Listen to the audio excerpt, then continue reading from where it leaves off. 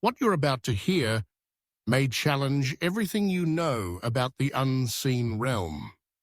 For years, I walked paths that most people never imagine exist, places where darkness is not just metaphorical but tangible. I witnessed rituals, battles, and strategies orchestrated in the shadows, all designed to manipulate and control. But after being rescued by the grace of God, I am compelled to warn you about what truly unfolds when a Christian enters into fasting. Most see fasting as a spiritual discipline, a way to humble oneself before God. But in the invisible world, it's a declaration of war. Let me take you deeper into this reality, one that I saw firsthand from the side that opposes light.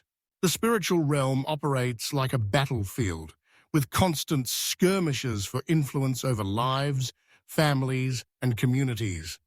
When a Christian fasts, not just abstaining from food, but seeking God with sincerity and purpose, a shockwave ripples through the kingdom of darkness. Demons become agitated, restless, nervous. Their hold over situations and individuals weakens. They know, perhaps better than many believers, the power that a heartfelt fast invokes. When I served in the occult, we learned that Christian fasting was our greatest threat. We studied it, feared it, and developed tactics to counteract it. Fasting, we were taught, wasn't just a religious act. It was a force that opened spiritual doors, summoned angelic protection, and shattered chains that had held families bound for generations. I saw curses be broken and people set free, not by elaborate ceremonies, but by simple, persistent fasting. Our strategies were calculated. If we discovered that someone in a church or family was fasting, we would orchestrate distractions, conflicts, and temptations. Our goal was simple: to make them quit before completion. Every day that a believer persisted, our influence diminished. Their spiritual authority grew, and our schemes unraveled. Let me give you a glimpse behind the curtain. In one ritual, cloaked in darkness, we tried to summon powers to attack a thriving church. But something unexpected happened. The spirits we called became agitated, fearful. When I asked the high priest what was wrong, he snapped, "Someone in that church is fasting. We must stop them." The fear was palpable. It wasn't the prayers alone. It was the fasting that unsettled the darkness. Why is fasting so powerful? When a Christian fasts, they weaken their flesh and strengthen their spirit. It's like building a direct channel to God, one that bypasses the usual noise of life. And angels are dispatched, protections are reinforced, and demonic influences are blocked. The spiritual atmosphere around a fasting believer becomes charged, a shield that no dark ritual can penetrate. During my years in the occult, we created spiritual maps of cities, marking places we could influence. But when churches launched fasting campaigns, those maps lost their power. Invisible walls appeared, barriers we could not cross. Sometimes, the most ordinary people, a group of housewives fasting together, created shields so strong that our efforts were rendered useless. Hell does not react this way to every fast. Fasts done out of routine, tradition, or for personal gain do little. What shakes the kingdom of darkness is fasting fueled by faith, humility, and a burning desire to seek God. When someone fasts with true purpose, their spirit becomes a beacon. Demons hiding in homes, families, and communities are exposed and forced to flee. This is why fasting draws intense opposition. The enemy will bombard you with hunger, fatigue, discouragement, and distractions. Arguments erupt in families. Unexpected emergencies arise. Thoughts of doubt whisper in your mind. This is pointless. God isn't listening. Recognize these as calculated attacks, not mere coincidences. Here are some tactics the enemy uses to break your fast. First, physical attack. You may feel hunger beyond what is normal, an overwhelming desperation to eat. Your body aches, your mind races. This is designed to break your will. Second, distraction. Your phone rings more than usual. Emergencies pop up at work or home. Suddenly, there's no time to pray or reflect, and your spiritual focus is stolen. Third, discouragement. Negative thoughts invade. You're wasting your time. This isn't working. These are not just your own doubts. They are spiritual seeds planted to make you quit. Fourth, division.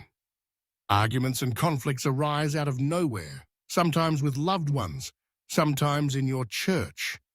The goal is to isolate you, to make you feel alone in your fast. Fifth, extreme fatigue.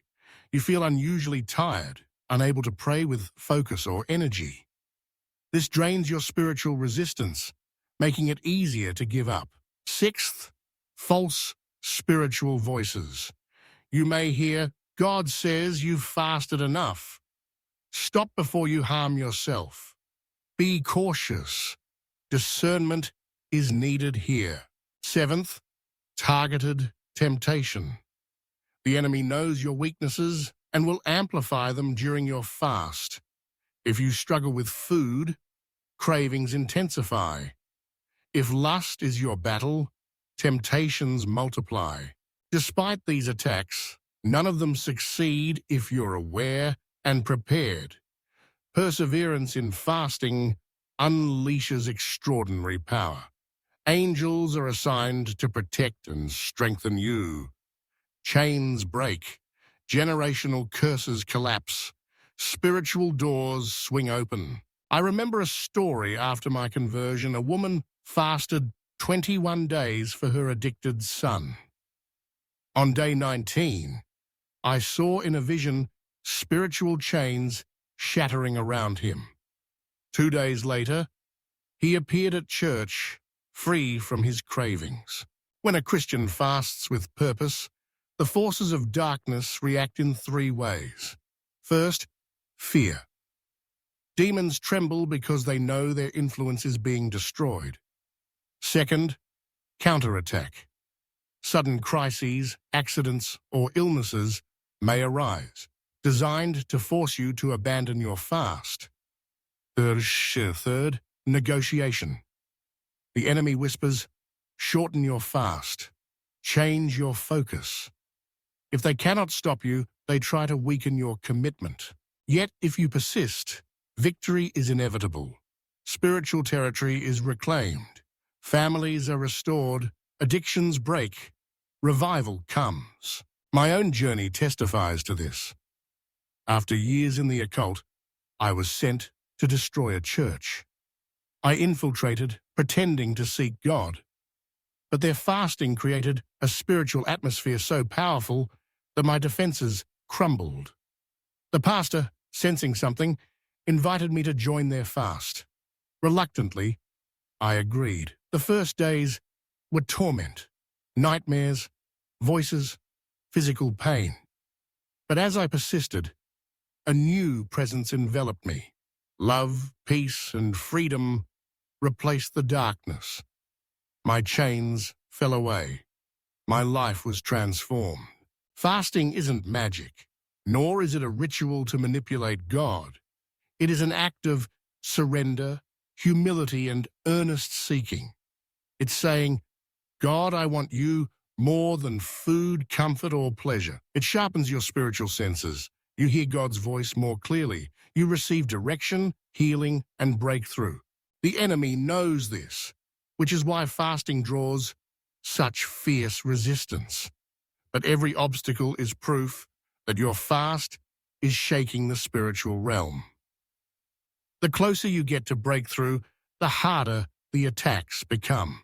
If you've never fasted before, Start with one meal or one day. Dedicate that time to prayer and reflection. If you're experienced, stretch further. 3 days, 7 days, as your faith and health allow. Always fast with purpose. Write it down. Be specific, whether for deliverance, healing, direction, or revival. Know that you're not alone. Even if no one supports you, God assigns angels to those who fast with sincerity. Your prayers are heard. Your battles are seen. As you persevere, watch for the signs of spiritual breakthrough. Peace where there was turmoil. Clarity where there was confusion. Restoration where there was brokenness. Share your testimony, encourage others, and continue to wield this powerful weapon. Fasting transformed my life. It freed me from darkness and brought me into the light. It has become central to my spiritual journey, a source of strength, victory, and intimacy with God. So I urge you, experience the power of fasting. Don't let fear, distraction, or discouragement steal this weapon from your hands. The battle is real, but with fasting you fight, not alone, but with heaven's armies at your side. Victory belongs to those who persevere.